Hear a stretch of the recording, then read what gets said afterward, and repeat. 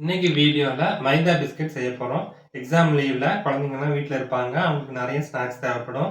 இந்த மாதிரி ஸ்நாக்ஸ் செஞ்சு வச்சுட்டோம்னா நமக்கு ஸ்நாக்ஸ் ப்ராப்ளமே வராது.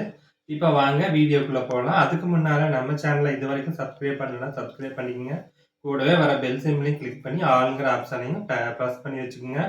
இன்ஸ்டாகிராம், ஃபேஸ்புக்கையும் நம்ம சேனலோட பேஜை ஃபாலோ பண்ணிக்கோங்க. வாங்க வீடியோக்குள்ளே போகலாம். இந்த மாதிரி ஸ்நாக்ஸ் செஞ்சு வச்சுக்கோங்க. உங்களுக்கு ஸ்நாக்ஸ் ப்ராப்ளமே வராது. வீட்டில் இருக்க பொருளை வச்சு டக்குன்னு இதை செஞ்சிடலாம். இது எவ்வளோ நாள் வேணாலும் ஸ்டோர் பண்ணி வச்சுக்கலாம். ஒரு ஏர்டைட்டான பாக்ஸில் போட்டு வச்சுட்டா ரொம்ப நாளைக்கு கூட வச்சு சாப்பிட்லாம். ரொம்பவே சூப்பராக இருக்கும். கண்டிப்பாக ஒரு வாட்டி ட்ரை பண்ணி பாருங்க. வணக்கம், என் பேர் Jayapalraju. Welcome to Mettur multi craft channel. First இந்த ரெசிபி பண்ணுறதுக்கு ஒரு மிக்சி ஜாரில் 3/4 கப் அளவுக்கு சர்க்கரை சேர்த்துக்கலாம். கூடவே 3-4 ஏலக்காவோட விதைகள் மட்டும் எடுத்து இதில் சேர்த்துக்கலாம். இப்போ இது நல்லா ஃபைன் பவுடரை அரைச்சி எடுத்துட்டு வந்துடலாம்.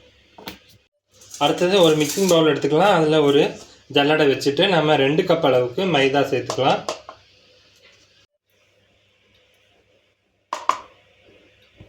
இப்போ இதை நம்ம ஒரு கப் ஜலிச்சுக்கலாம். நீங்கள் 2 கப் மைதாவுக்கு பதிலாக 2 கப் கோதுமை கூட பயன்படுத்திக்கலாம். அப்படி இல்லைன்னா 1 கப் மைதா 1 கப் கோதுமை கூட பயன்படுத்திக்கலாம். இப்போ அதை நல்லா ஒரு வாட்டி ஜலிச்சு எடுத்துக்கலாம். இது கூடவே நம்ம அரைச்சி வச்சுருந்த சர்க்கரை பவுடரை சேர்த்துடலாம். இது கொஞ்சமாக நம்ம சால்ட்டு சேர்த்துக்கலாம். இது கூடவே 2 ஸ்பூன் அளவுக்கு நம்ம ரவை சேர்த்துக்கலாம். கூடவே 1 ஸ்பூன் அளவுக்கு நெய் சேர்த்துக்கலாம். இப்போ இது எல்லாத்தையும் ஒன்றோட ஒன்று நல்லா கலந்து விட்டுடலாம். இப்போ இது நல்லா கை வச்சு நல்லா இது மாதிரி கலந்தாச்சு.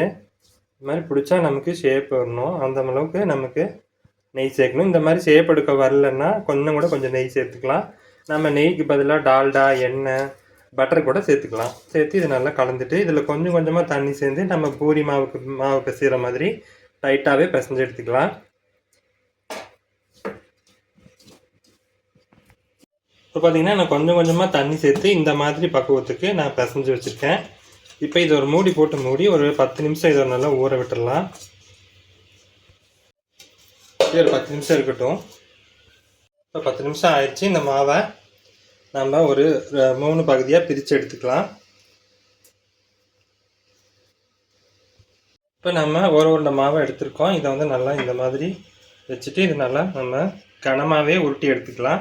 ரொம்ப சன்னமும் வேணாம், ரொம்ப மொத்தமும் வேணாம். ஒரு 1/2 இன்ச் திக்னஸுக்கு இதை நம்ம உருட்டி எடுத்துக்கலாம். இப்போ இந்த ஓரங்களெல்லாம் கட் பண்ணிடலாம்.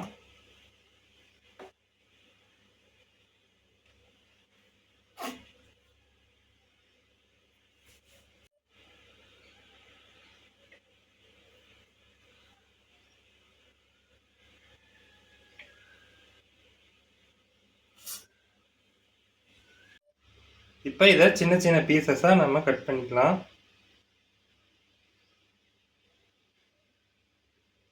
பாருங்கள், ரொம்ப கனமாக இல்லாமல் ரொம்ப திக்காகவும் இல்லாமல் தின்னாகவும் இல்லாமல் இந்த மாதிரி உருட்டி எடுத்துக்கோங்க. இதே மாதிரி நம்ம மீத இருக்க எல்லா மாவுலையும் இதே மாதிரி கட் பண்ணி எடுத்துக்கலாம். இதெல்லாம் நல்லா சூடாயிடுச்சு. ஸ்டவ் வந்து மீடியம் ஃப்ளேமில் வச்சுட்டு இது எல்லாத்தையும் நம்ம மீடியம் ஃப்ளேம்லேயே வச்சு பொரிச்சு எடுத்துக்கலாம்.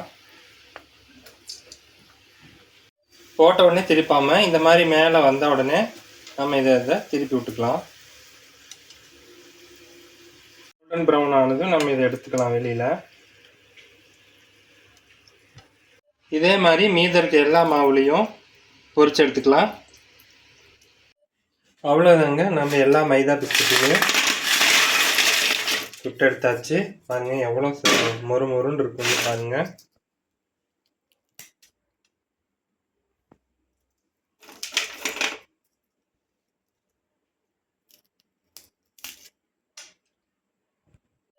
இந்த வீடியோ பிடிச்சிருந்தா லைக் பண்ணி, ஷேர் பண்ணி, கமெண்ட் பண்ணிடுங்க.